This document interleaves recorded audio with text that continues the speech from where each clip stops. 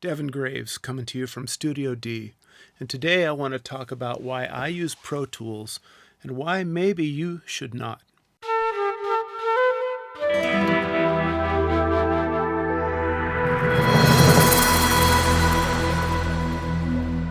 A little bit of context is in order here. It's important to know when I began this.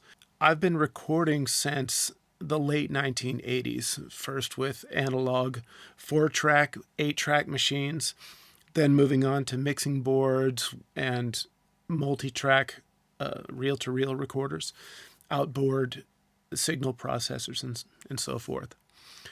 And the one thing that I always took for granted was when you plug a microphone into a mixer, run that through an effect processor, you put on a set of headphones, you sing, you hear it. You play, you hear it in real time. When I started recording professionally, I moved into a digital system. I started with Logic Audio running on a Macintosh tower computer. Back then, Logic cost me $1,000 just for the program. I used a Motu interface that had 8 ins and 8 outs, plus some ADAT ins and outs, and that cost another $1,000. And so for a couple of grand, plus the cost of the computer, I was often running with a digital system. The one thing that's different about using a DAW, a digital audio workstation, was something called latency. And when you're monitoring through the computer, it takes time for the audio to process and then come back out the output. So when you speak, there's a delay between when you speak or sing and when you hear it back. So needless to say, it's impossible to record if you're monitoring like that. And my workaround was to take my analog mixing console. The gear that I was using at the time, which I still have, had luckily 2 outputs. One was processed and one was unprocessed on my mic preamp. I could send the processed one into Logic, and then the unprocessed one I could plug into the mixing console. And so I had to run the mic preamp simultaneously into Logic, and then Logic would go into the mixing console. And then there would be that second output, that unprocessed output, which I'd put into a channel of the console. And I would monitor it that way without effects from Logic. And then I had an effects processor for a reverb or delay just for monitoring. So I would have a little bit of verb and delay on my vocal. And one thing that did is that limited the outboard gear I could buy, because anything that I would use would have to have a second set of outputs. Unfortunately, that left me out of the loop for some of the very finest gear, the finest compressors and mic preamps. In most cases, only had a single output, so that was pretty much off limits to me at the time. All those Dead Soul Tribe albums were recorded using Logic, done in this same exact way. After I did A Murder of Crows, that was the second Dead Soul Tribe album, and this was back in 2002, 2003. I did a record with Arjen Lucassen. It was a record called The Human Equation. And I remember bringing my own microphone to the session because I was using a Neumann that I really liked. And I remember when I plugged into his setup, well, he plugged me in. He was using a Pro Tools Mix Plus system. And I remember hearing my microphone thinking, wow, my mic has never sounded this good before. And he said, sorry, I left a plugin on. He had this Pultec EQ plugin that was on the vocal channel he was recording. And I was like, wow, no latency. Wow, that's what the big deal about Pro Tools is. I get it. And so there were 2 things about Pro Tools. One was that there was no latency because Pro Tools Mix Plus, that was the old version back then, and the version I use, which is called Pro Tools HD, Pro Tools Axel, and even the newer one, Pro Tools HDX. These are all DSP-based hardware systems. And this is the distinction, because when we're talking about Pro Tools here, we're talking about a hardware platform that runs software. So before you hit the computer, you're actually going into audio hardware and these DSP processors, which are exactly the same thing as having an outboard digital effects processor. Those old reverbs and delay units operated on something called DSP, a digital signal processing chip. And those wouldn't have to go through a computer processor. There would be no delay between the input and the output. And it's the same for using a Pro Tools TDM system. And so I saw the beauty in it, first because of that, and second because it was a DSP system. Back in the early 2000s, I have to bring up again, the plugins, the effects plugins, were far superior than the stock plugins that were available in Logic or Cubase or anything at the time, simply because the computers couldn't process very fast. In fact, on my first Dead Soul Tribe album, I opened up that session to see what I had done as far as EQ and reverbs and stuff, and I was shocked to see that there was almost nothing, almost no EQ, almost no compression. Everything that I had done, I had recorded that way on the way in and only played back a reverb and some delay, maybe a little bit of compression, maybe one or two instances at most. And that was just because the computers really didn't have the strength. The second move I made was to buy it's called a TC PowerCore, and that has some DSP chips on it. And that had much more processing power. So by the time I did Murder of Crows, I had added that power core, so I had higher quality reverbs and higher quality compressors. But using that, the latency issue was even worse. And so it still had to go into the computer, get processed and sent out. But to make the power core run well, you actually had to set your buffer to the maximum, like 1,028 samples or something like that. Eventually, I ended up deciding to get my own Pro Tools system because I wanted to have that real-time monitoring. And so I made the plunge, and I got a Pro Tools HD system with 2 processing cards. See, with these systems, you can have as many processing cards as your computer could hold. And so there was one called a core card. That was just the basic 1-card system. I think there's like 6 or 9 DSP chips on a card. And for every card you add, you could have more and more and more effects processing. You had, of course, no latency. You had the higher quality plugins, but you also had a known quantity of how many plugins you had. You could have, it was like a virtual rack. And back in the analog days, if you had a mixing board with 32 channels, EQ on each channel, if you had compressors patched into however many channels, if you had reverbs, if you had even virtual instruments like synth modules and things of that nature, whatever you had plugged in worked. Whatever you owned, it would work. And with a with a DAW, you have all these instances of plugins you can open up, but you never know when you're going to push the limits of your computer. So maybe it works, maybe it doesn't. Everything's working fine until you add one more reverb, and then the whole thing can't do it anymore. So with the TDM systems, you even have this window that shows you how much kind of like rack spaces you have, and you can just open up plugins until that whole thing is full. You could add more and more cards and have more and more processing power. The downside is those cards were very expensive, thousands of dollars just for one card. So I started with a 2-card system, and that's the system I used for the Shadow Theory Behind the Black Veil album. It was my first going into Pro Tools. And the one thing about going into Pro Tools that I loved was, I had been using Logic for years, and I knew the key commands like the back of my hand. I knew them by heart. It was very fast for me to work in Logic. However, when I started using Pro Tools, I took to it like a fish to water. It was really intuitive, really easy. In fact, I didn't even want to go back to Logic.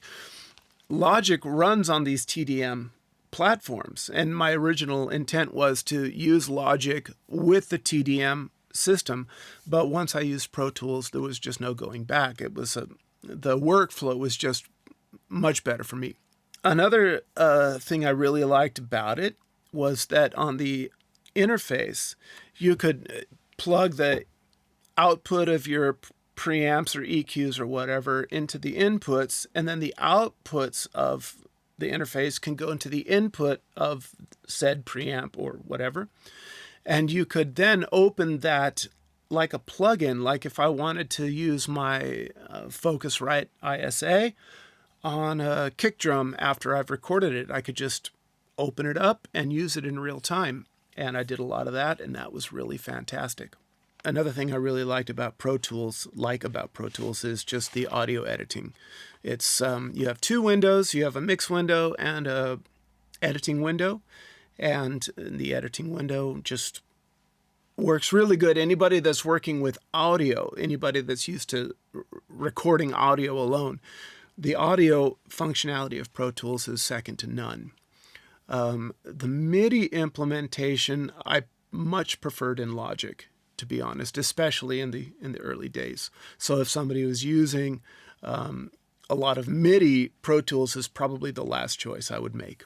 So if anybody was like me and needed that non-latency recording, wanted to hear your effects in real time as you record, and that was really important to me because I could set the mood for a vocal by if I want a certain slap back effect, and I hear that in my mind before I even record the vocal, I could actually call that effect up and record with it in place. And the effect isn't being recorded, it's just being played back as if it, alongside, on an auxiliary. So I could change that effect later and whatnot. The recording is still dry. Same thing goes if I was using an EQ on the channel. Inside Pro Tools, I could EQ it or compress it to my liking. That is not being recorded. It's still being recorded dry and flat, but I can basically set up my channel strip in the Pro Tools system, kind of mixing as I go, kind of setting it up as I go. And I could always change it later, and that was a really beautiful thing. But if I had to do it all again, here now in 2023, all of those distinguishing factors have vanished. Now, audio interfaces, I'm using, I have two Pro Tools rigs. My main Pro Tools rig on a Mac Pro tower, and I have a secondary system on a Mac M1. And the tower is running Pro Tools 8, an ancient version of Pro Tools. Ever since Pro Tools sold, it was owned by DigiDesign when I got into it, but it got sold to Avid. And ever since it got sold to Avid, things started to change. And where I have a problem isn't with Pro Tools, but it's a little more with Avid. And it has more to do with the business practices.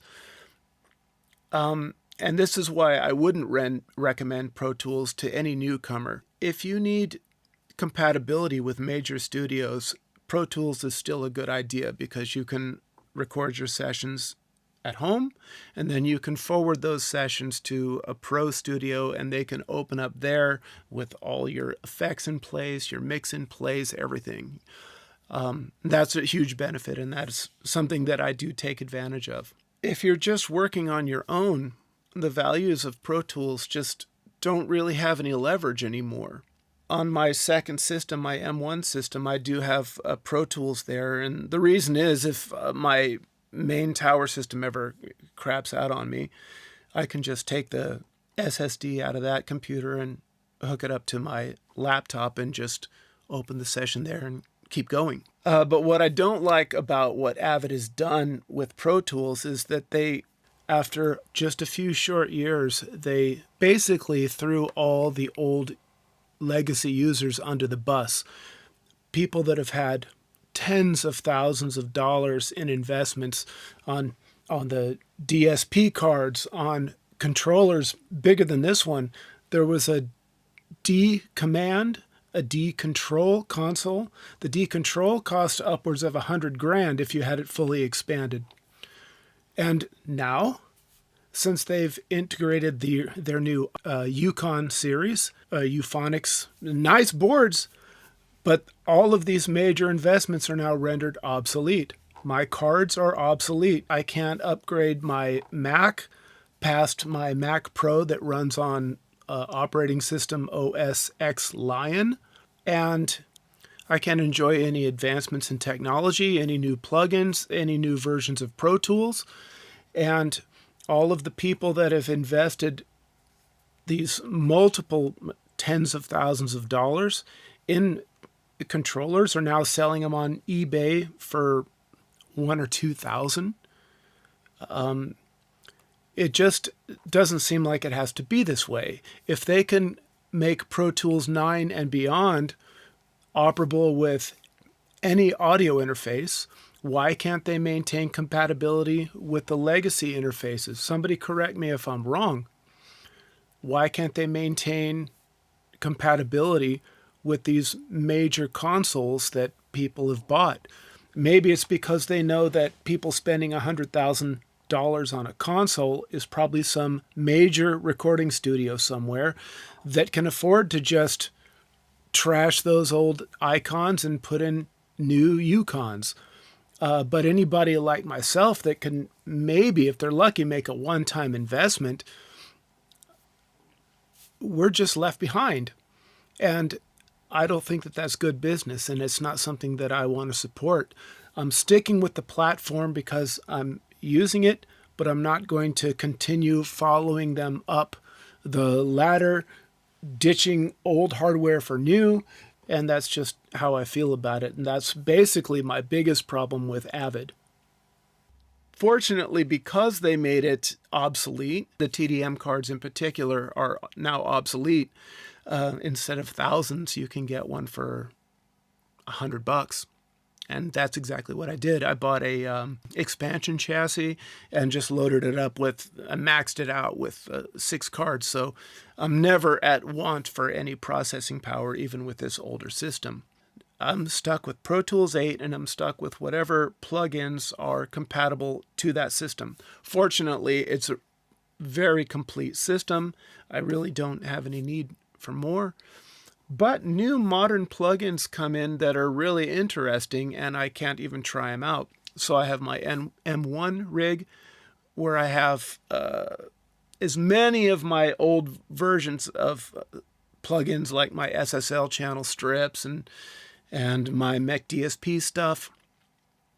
I have also on the M1, I try to have it mirror as closely as possible, but I also have a lot of new plugins like the Sheps Omnichannel and API EQs and things like that, stuff that I just can't get for that old system. And one of the big reasons why I actually really want to stick with Pro Tools for my own workflow has to do with this console I'm sitting at. Pro Tools originally, before all the way up to Pro Tools 9, it was all the hardware was exclusive to Pro Tools, and Pro Tools was exclusive to their hardware. And that was a big problem for a lot of people, that they couldn't buy any interface they wanted. But the benefit is that it's so tightly integrated that you have excellent stability. The stability of Pro Tools 8 with all my related hardware has been phenomenal. I can't remember crashing ever on Pro Tools 8. When I was using Logic with the Motu interface, I was having crashes nearly on a daily basis. And in fact, I had great anxiety in even turning on the system and getting to work, because I thought, is it going to crash? Is it going to damage the system? Is it going to not come back?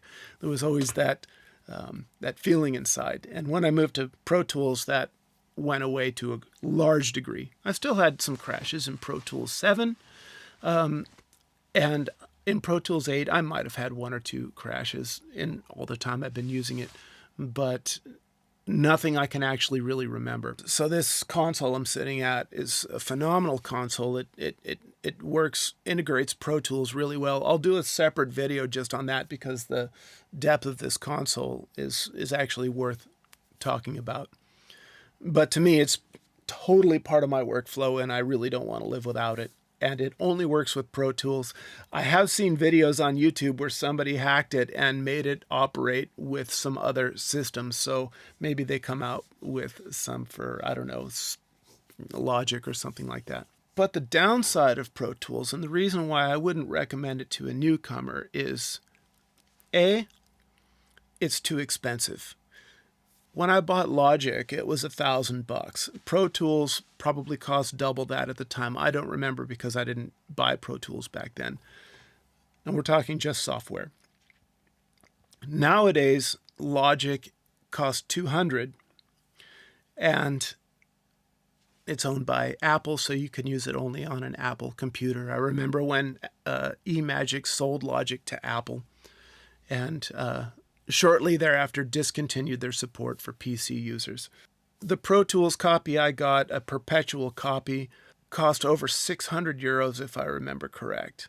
It's much more expensive for really no good reason. Second downside is they have a very narrow compatibility window.